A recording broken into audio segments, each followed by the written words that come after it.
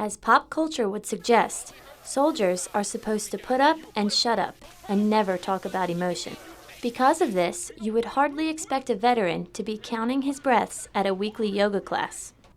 A new organization, Yoga4Change, is dedicated to spreading hope and self-confidence to veterans. They also teach classes to at-risk youth and those serving time in prison. Its founder, Catherine Thomas, is a veteran herself. She was forced to retire after suffering a leg injury that left her almost completely sedentary. I was a helicopter pilot, and on deployment I fell, and my life kind of just changed in one instance. I had no way of getting rid of stress and anxiety, so I started doing yoga, and while I was on my mat I found myself. I was able to stop worrying about what was going to happen and realize that everything that was happening was just happening, and it would be okay, everything would be okay. I'm in the Navy. I'm a veteran, but I'm also in the Navy Reserve and still drilling with the Navy Reserve. Yoga is still something that a lot of guys won't, talk about a lot. I don't mind talking about it. To me, it's like one of the hardest workouts I ever do. Research shows that yoga practices, including meditation, relaxation, and physical postures, reduce muscle tension, blood pressure, and emotional distress. If somebody is having some, I would say, pain or self-doubts, or they're having problems kind of adjusting after deployment, I would really think that they should contact Yoga4Change. Before starting the organization, Thomas was teaching yoga in prisons. I saw the same transformational aspects, those guys inside a jail, many of who made one decision after another decision that just led them to this lifestyle. And nobody really wanted to, when they were 6 years old, grow up and be in jail. So they were trying to deal with what was happening to their life at that time, and this allowed them to have some sort of purpose. The organization currently teaches 525 at-risk youth, 55 veterans, and 120 inmates in the Jacksonville area, and is adding new classes each week. Ide Douglas teaches a weekly class in a women's jail.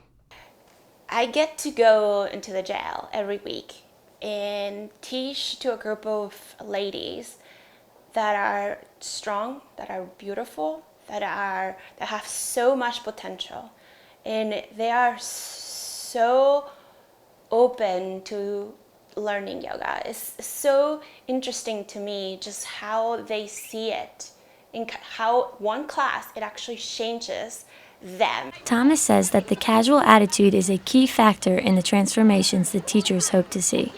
So Yoga4Change is made up of 24 different teachers, all trained in different styles, which allows us to bring the type of yoga needed for that facility to that facility. We have a curriculum, it's a 6-week curriculum that is based and designed for them.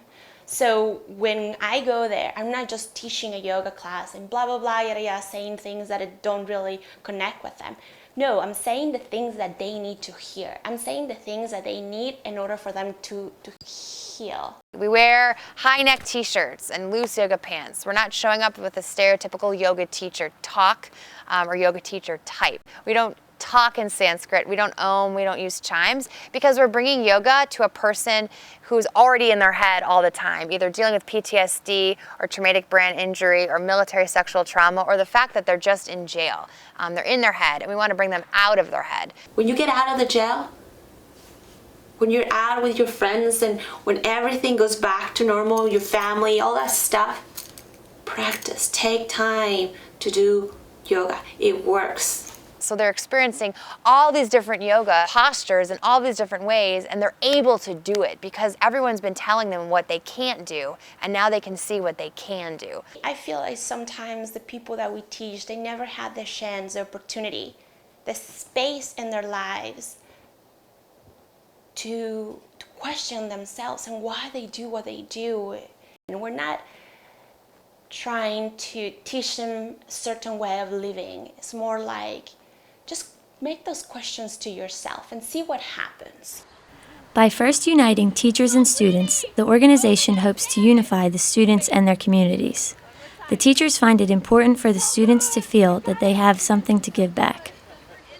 We've been in over 65 facilities. We've taught over 7,500 students. So even in this 19 months, we've expanded exponentially, better and bigger and greater than even I initially thought would be possible. It's not, because we're helping just veterans, or it's not because we're helping just those who are incarcerated. And it's not because we're helping at-risk youth or those suffering from substance abuse. It's because we're helping different communities who somebody knows either their brother or their sister or their friend or their cousin was involved in something, and so they latch on to the idea that yes, yoga can work.